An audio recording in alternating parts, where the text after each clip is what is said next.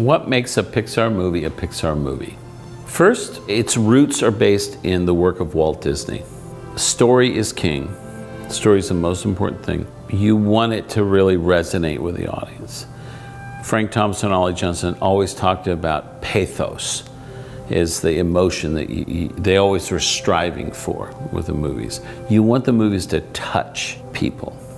And that really is kind of the hallmark of Walt. Make them funny, make them beautiful, make them scary, but in the end you want that heart of the movie to be so strong. You want to make things that you just haven't thought of before, yet it's familiar to you. When Steve came in to buy our group, he was so blown away by the talent of the group. That's what he was investing in. We had the Pixar image computer, it was hardware. We had all the software and stuff, but he also bought into Ed's dream, which is computer animation. Ed always had a dream to do an animated feature film with computer animation one day.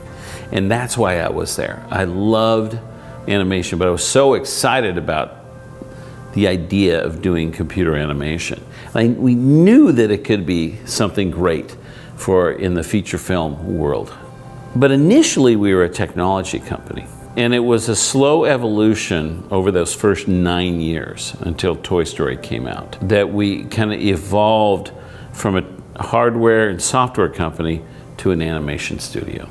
But I came into this technology company, this group, and the smartest guys in the world, and I was like, I'm gonna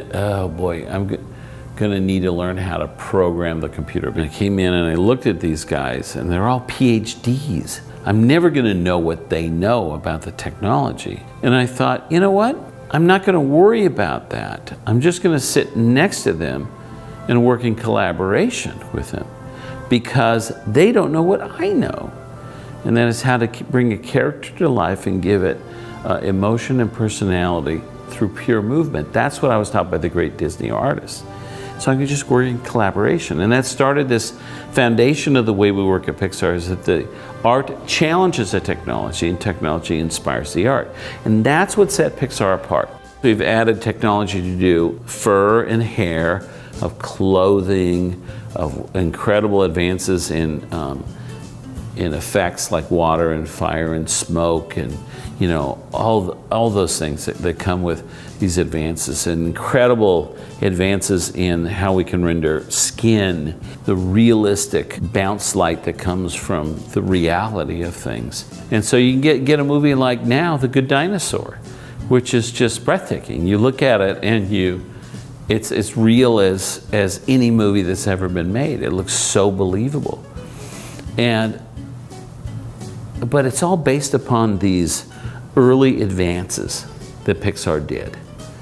Because what we were striving to do is to study what the audience is used to seeing up on the screen. Say, let's get that into our system.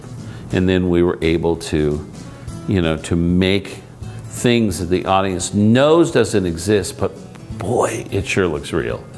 We all know that when we were kids, we left the room, our toys came alive. We knew that.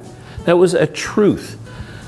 And also then when we started developing Toy Story, we thought about that truth, but we also said we want to pull in the toys that we were familiar with as kids, but then show the world that we know, but from a toy's point of view, and now it's all new.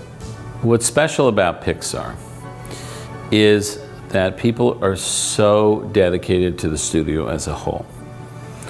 It's a studio of pioneers. People love working on our films because they're always doing something new. It's not the same old, same old. We're always challenging them to do something new, technically and artistically. And a lot of that comes from the years and years of us at the leadership being dedicated to quality as the best business plan.